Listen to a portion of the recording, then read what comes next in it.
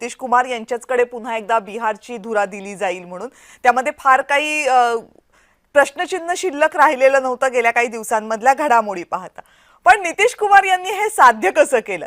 म्हणजे नितीश कुमार यांच्या जागा सातत्यानं दुसऱ्या इलेक्शनमध्ये भाजपपेक्षा कमी असताना सुद्धा नितीश कुमार यांनी भाजपकडून मुख्यमंत्री पद मिळवण्यात कुठलीही कसर सोडली नाही। हे राजकीय कौशल्य काय आहे नितीश कुमारांचं?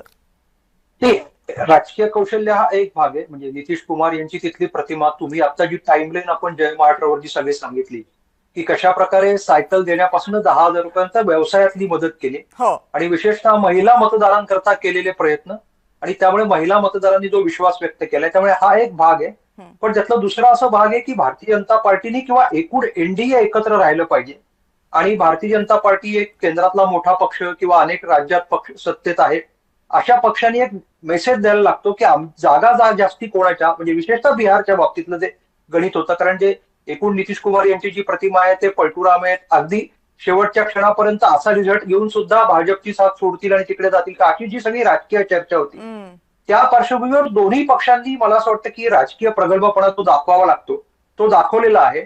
आणि आघाड्या कशा टिकतात किंवा एनडीए का टिकतीये त्याचं हे उत्तम उदाहरण आहे की भारतीय जनता पार्टी आपल्या सहयोगी पक्षांना, मित्र पक्षांना सन्मानाची वागणूक देतोय आणि त्यातनं एक त्यांनी आता मेसेज हा दिलेला आहे।